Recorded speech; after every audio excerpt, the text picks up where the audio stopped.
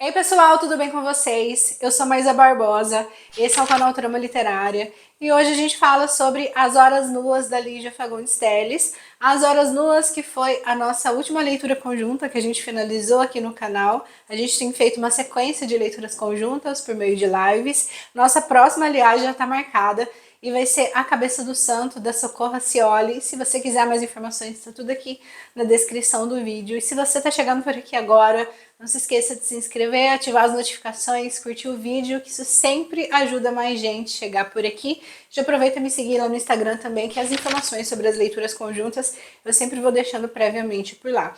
Quando eu finalizo, quando a gente fecha leituras conjuntas, eu sempre gosto de deixar um vídeo mais curto sobre o livro, para além das lives, porque as lives costumam ser mais longas e demoradas, então sempre gosto de deixar um vídeo mais curto, mais objetivo aqui, para quem quer uma resenha mais direta em relação ao livro. Bem, As Horas Nuas foi o último romance que a Lígia Fagundes Telles publicou, e é um livro que ela leva à máxima os aspectos que são muito presentes na sua narrativa, que é a questão do fluxo de consciência, do monólogo interior, da existência de narradores menos óbvios. Tudo isso é muito bem trabalhado aqui em As Horas Nuas, que tem como protagonista Rosa Ambrosio, que é uma atriz decadente, que já se considera muito velha, que vive bêbada, tá sempre bebendo, ela passa os dias bebendo, presa no seu apartamento. Então a gente tem essa mulher aí como protagonista, mas apesar de ser uma atriz decadente, vale frisar que ela foi uma ótima atriz em seu tempo. Então ela é muito conhecida, tem muita gente que admira o trabalho dela e ao mesmo tempo tem muito jornalista que fica procurando coisas que podem ser publicadas para acabar com a imagem dela e para fortalecer essa imagem dela de atriz decadente, bêbada e velha, e da qual ela tenta de muito jeito se livrar, só que ela não tenta se livrar mudando a postura dela em relação a algumas coisas. Na verdade, ela tenta se livrar se protegendo ali no seu castelo, se protegendo ali no seu apartamento. Além da Rosa Ambrosio, tem uma outra personagem bastante importante para o texto, que é o gato Raul. Aliás, eu sempre fico em dúvida da pronúncia, se é Raul ou se é Raul, alguma coisa assim, porque a gente tem um H aí entre o A e o U.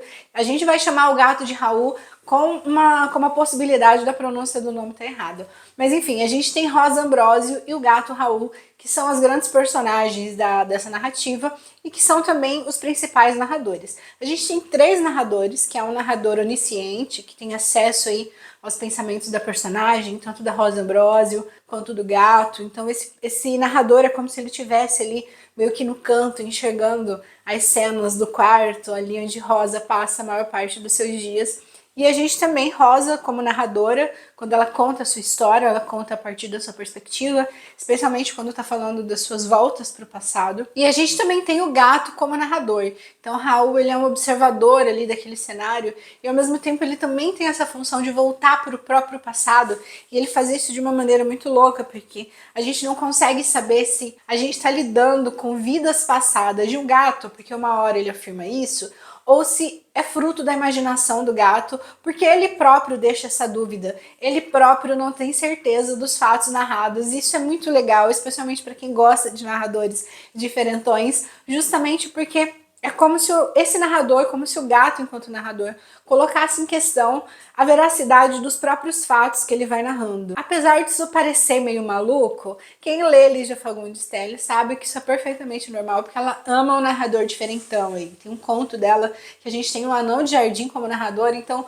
um gato é absolutamente normal, tá contando fatos aí de uma vida, de vidas passadas que talvez ele tenha vivido, mas que ele próprio não sabe se é verdade ou se aquilo é fruto de uma imaginação extremamente fértil. Mas enfim, a gente tem Rosa Ambrosio e o Raul como o centro aí dessa narrativa, e a Rosa, que é essa atriz que tem no cerne de todos esses acontecimentos, ela tem duas questões. Primeiro, que é uma indignação muito grande com o presente, então ela repete muito uma espécie de ódio ao fato dela ser velha, então ela odeia o fato dela ser velha, dela não ser mais uma atriz jovem, porque ela acha que pessoas velhas já não conseguem ter a mesma capacidade, não tem o mesmo brilho, não serve para ser atriz como ela serviu para ser um dia.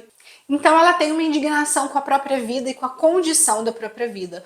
Como que ela resolve isso? voltando para o passado, porque o passado era o lugar no qual ela parecia ser feliz, ou no lugar no qual ela teria uma possibilidade de ser feliz. E quanto mais a gente vai acompanhando essa volta para o passado dessa mulher já muito experiente, a gente consegue entender, ou a gente consegue ir acompanhando como se construiu um sofrimento atual tão forte, tão intenso, a ponto dela não conseguir olhar para o presente. A gente vai conseguindo perceber que ela foi sofrendo uma série de abandonos, e essa série de abandonos foi transformando ela numa mulher meio casca grossa, meio autoprotetiva demais, justamente porque na condição que ela tá, ela não tem possibilidade de viver uma vida deslumbrante, que é a vida que ela sonhou para ela, e essa vida deslumbrante ela não tem justamente porque ela coloca isso na conta dos abandonos que ela foi sofrendo ao longo da vida.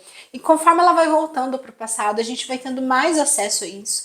E conforme a gente vai tendo mais acesso a isso, a gente vai percebendo que ela teve uma vida sofrida pra caramba e que de alguma maneira culminou para o sofrimento que ela sofre hoje no tempo presente da narrativa. Quando ela fala sobre si, quando a gente vai presenciando ali as construções dos monólogos interiores, a gente vai tendo acesso ao monólogo interior tão complexo justamente porque ela fala muito sobre o próprio passado e também pelo fato de que ela fala muito sobre o próprio passado quando ela tá bêbada. Então ela tá ali pensando bêbada e refletindo sobre a sua vida, refletindo sobre várias possibilidades que ela teria para ser feliz. Então ela vai indo e voltando de um lugar do passado para outro lugar para o passado e volta para o presente, falando tudo isso muito rapidamente, de uma maneira muito constante, justamente porque a maior parte do tempo ela tá bêbada, presa num quarto escuro. Além do gato, tem algumas outras pessoas que perpassam pela vida dela, que é a empregada, que é a Dionísia, a Cordélia, que é sua filha,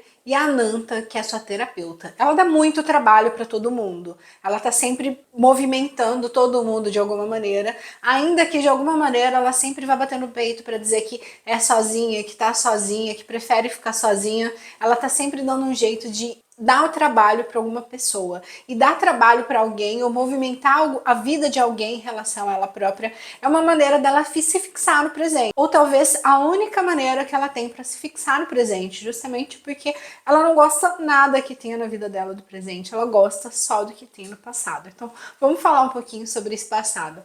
Ela foi casada boa parte da sua vida com Gregório. Gregório era um professor, era uma pessoa que ela admirava muito e que foi um bom marido, aparentemente, ainda que eles tinham tido alguns conflitos, especialmente com o fato de que Gregório teve algumas amantes que ela sabia, mas não sabia muito. Então, apesar de alguma coisa ou outra, ela fala sobre o Gregório como um bom homem, como uma pessoa que era inteligente, que era amorosa, que era cuidadosa. Ela fala dele de maneira muito positiva. Em algum momento, e é importante a gente situar temporalmente o tempo da narrativa, que vai acontecer justamente no período de redemocratização do Brasil pós-ditadura militar.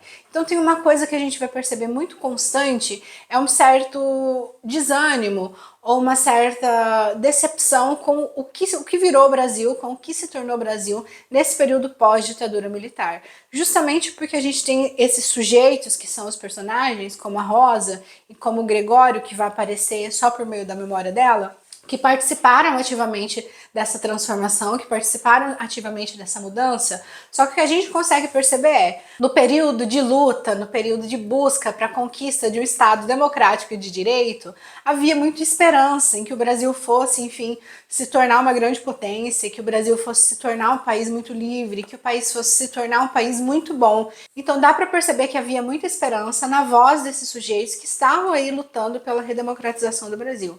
Só que quando essa redemocratização acontece, a gente vai perceber a permanência de diversos problemas que talvez as pessoas, talvez de alguma maneira, por uma questão muito ideológica, não esperasse que fosse permanecer, como a violência urbana, violência contra as mulheres, pobreza, desigualdade social. Então tudo isso ela assiste do jornal, ela olha para a TV, ela lê no jornal e ela fala disso como se fosse com uma grande decepção e aparentemente como uma decepção coletiva, que não é uma decepção só dela, justamente nessa percepção de, tá, e o que virou o Brasil depois da redemocratização? Para que houve toda essa luta se foi para o Brasil permanecer numa situação muito parecida. É óbvio que a gente consegue perceber ali que não é como se tivesse sido ruim ou como se tivesse sido inútil, mas que há uma certa decepção com alguns fatos específicos, especialmente com alguns tipos de violência em específico, justamente porque talvez se esperava que essas violências não fossem permanecer de uma forma tão acentuada como acabou permanecendo. E a gente volta a falar do Gregório, que ele era um professor, era um bom marido para Rosa Ambrosio, pelo que ela descreve, apesar de ela ser uma mulher profundamente contraditória, então em alguns momentos ela vai falar muito bem, em outros momentos ela vai falar muito mal. Mas esse professor, ele durante o período da ditadura, ele acaba sendo preso e volta depois de um tempo. Ele vai, fica preso e ele volta depois de um tempo. E quando ele volta transformado. Ele volta um homem que está sempre em silêncio, que está sempre com medo, que ele volta com uma série de traumas e com uma série de dificuldades que ele não tinha antes. Mas especialmente ele volta sem falar do que aconteceu com ele. Então ele nunca conta o que aconteceu com ele nunca fala sobre o que ele sofreu enquanto ele estava preso. Ele só volta profundamente transformado, vai para uma espécie de exílio voluntário na França, vai ministrar alguns cursos na França, então ele acaba vindo para casa e depois ele vai para a França, fica em exílio e volta depois de um tempo, sendo um sujeito que se transforma para sempre. Nesse período, a Rosa Ambrosio arruma uma espécie de secretário. Esse secretário vai se tornar amante dela, o Diogo, e o Diogo fica ali na casa. Então, quando o Gregório volta, ele interage, eles acabam tendo uma convivência, justamente porque ele é um funcionário amante da esposa do Gregório, e o Gregório ele não está em muitas condições de questionar isso, até porque ele também tem amantes, então ele não tem muita condição de questionar isso, até porque ele é esse sujeito que volta sem muita condição de enfrentamento nesse período que ele volta depois de ter sido preso ali durante o período da ditadura militar. Acaba que o Gregório vai passar por uma série de problemas que vão se acentuando e vão se transformando também em problemas físicos. Então, o Gregório acaba falecendo em decorrência disso. Então, o Gregório acaba tirando a própria vida, porque é como se ele fosse minando mesmo, depois desse período que ele passa preso. Ele, é como se ele fosse minando de fato, porque ele era um homem inteligente, ele era um homem muito bem articulado, ele era um homem muito bondoso, e quando ele volta, é como se ele fosse definhando psicologicamente e fisicamente a ponto dele não suportar e acabar tirando a própria vida. A gente vai saber boa parte disso pela voz do gato Raul, ou pelo pensamento do gato Raul, que era profundamente apaixonado pelo Gregório. Apesar dele ser ali o gato da Rosa, ele era apaixonado pelo Gregório, porque ele era um sujeito que ele admirava profundamente. Então o gato é quem mais vai sentir essa transformação quando ele volta da prisão, é ele quem mais vai sentir, é ele quem mais vai tentar entender o que o Gregório está passando, só que ele fica muito mal também, porque o Gregório não fala nada, não fala nem sozinho, e ele não consegue ter acesso, esse homem não consegue falar, não consegue verbalizar, a ponto dele poder entender e de alguma forma conseguir fazer alguma coisa para ajudar ele. Enfim, quando ele acaba tirando a própria vida, o Diogo fica ali por um tempo, mas aí ele lida com uma série, o Diogo acaba tendo que lidar com uma série de culpas da Rosa, justamente porque ela fica culpada pela traição, ela fica culpada por não ter conseguido ajudar o marido de alguma forma, enfim. Ela também acaba passando por um período de luto muito difícil, Diogo acaba indo embora, e aí ela acaba de vez, ela vai se tornar essa mulher profundamente depressiva, que vive bebendo e que vive nesse quarto sozinha e que sai muito pouco de casa e que tem muitas crises existenciais e que chama e que grita pelo Diogo, que é o homem que ela queira tanto que volte, porque é o grande amor da vida dela, mas o Diogo acaba nunca voltando e ela fica ali, passa os seus dias se lamentando e se lamuriando desse presente que é extremamente pesado e que faz com que ela tenha que se apegar no passado, porque de alguma forma esse passado apresentou algumas possibilidades de felicidades para ela. Um aspecto em particular que é bastante curioso da Rosa é que ela é uma mulher meio machistona, assim, ela tem a filha dela, a Cordélia, e a Cordélia acaba saindo com homens mais velhos e ela olha com muita repulsa para aquilo, porque é como se a filha dela fosse uma interesseira e ela acha um absurdo a filha dela ser uma interesseira, então ela tá sempre julgando o comportamento de outras mulheres, ela julga o comportamento das mulheres que aparecem na TV com roupa curta. Então ela julga o comportamento de todas as mulheres. Isso torna ela uma mulher profundamente contraditória, porque ela também ao longo da vida teve uma série de ações questionáveis para uma sociedade extremamente moralista. Então ela própria seria muito questionada, ou talvez ela própria questionaria ela mesma se ela se visse de fora. Então a gente vai ter uma série de ações, uma série de gestos que vão mostrar ela como uma mulher profundamente contraditória, que está sempre julgando tudo e está sempre julgando todas, apesar de nunca olhar para si de uma maneira julgadora também, olhar para si, na verdade, como como um grande sujeito incompreendido, do qual ninguém cuida, ninguém está interessado, apesar dela estar sempre dando trabalho para todo mundo. Em algum momento vai ficar claro, ou talvez a gente consiga entender porque ela tem uma espécie de ódio pelas mulheres, que é quando ela vai falar da infância. Quando ela fala da infância, ela vai contar sobre a mãe, ela vai contar sobre o pai. E ela fala sobre o pai dela, que muito pequeno ele saiu para comprar cigarro e nunca mais voltou. E ela acaba ficando com a mãe. Ficando com a mãe, elas vão passar por uma série de dificuldades financeiras, elas passam por uma série de problemas, elas precisam cortar um dobrado para se alimentar, para sobreviver, para se virar. Né? Então ela vai falar dessa dificuldade que ela teve ali na sua primeira infância por causa dessa ausência do pai. E ela conta uma cena que é muito dolorosa, que é quando ela tá criança ainda, e ela pega uma foto que tem o pai e ela corta esse papel em muitos pedaços para que aquilo suma da memória dela, porque ela amava muito o pai dela. Eles tiveram ali, enquanto ele esteve presente, eles tiveram aparentemente uma boa relação. Mas quando ela volta para falar desse momento, ela fala dessa cena em que ela corta a foto do pai em mil pedaços para que não sobrasse como ela guardar a memória.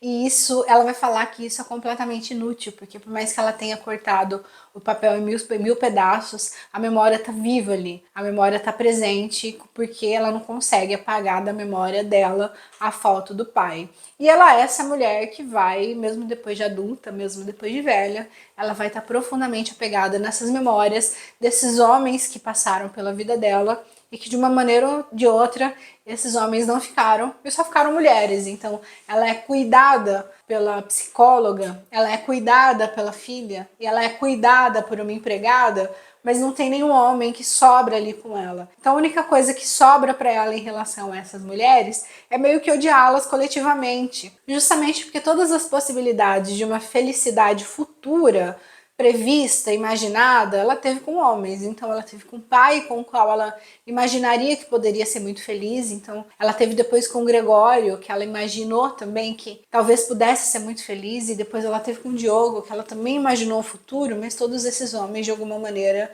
acabaram indo embora. Quando eles vão embora, ela fica sozinha, mas de alguma maneira sempre tem alguma mulher, para bem ou mal, ampará-la, e é por quem ela vai nutrir ali um ódio meio que coletivo, porque é o que resta para ela em relação à sua existência, em relação a quem ela é enquanto pessoa, que é essa pessoa que fez muito sucesso, que foi uma atriz muito boa, mas que quando chega ali na velhice não suporta a si própria como esse sujeito. E é muito interessante que a gente não percebe essa fala dos outros sujeitos. Ninguém chega para ela e fala: olha, você é velha, você não pode ser atriz. Na verdade, todo mundo fala para ela que ela precisa montar uma peça, que ela precisa buscar, que ela precisa construir, mas ela própria está se avaliando o tempo inteiro e se julgando como uma pessoa insuficiente, justamente porque ela não pode ser uma atriz estando velha. Como a gente tem uma atriz profundamente egocêntrica falando sobre si próprio, a narração do Gato Raul vai ser muito importante justamente porque vai dar esse contraponto, porque na maior parte ela está falando sobre si própria de uma maneira tendenciosa, obviamente. A gente fala sobre a gente de uma maneira tendenciosa, e quando ela fala sobre si, ela fala da perspectiva dela, da autodefesa. E quando a gente tem o gato pensando e o gato narrando, a gente consegue ter a avaliação de um outro lado, justamente porque o gato olha para ela assim e descreve a cena de uma maneira muito honesta, muito sincera, de uma maneira um pouco debochada, porque ele é um gato um pouco debochado e cruel, mas de qualquer maneira a gente consegue ter uma narração um pouco mais honesta dessa mulher ali que tá se afundando naquele quarto escuro, e se afundando, bebendo todos os dias, o tempo inteiro, e se lamentando de um passado que, obviamente, não vai voltar nunca. É isso, essa foi a nossa conversa sobre As Horas Duas, da Lígia Fagundes Telles. Até mais!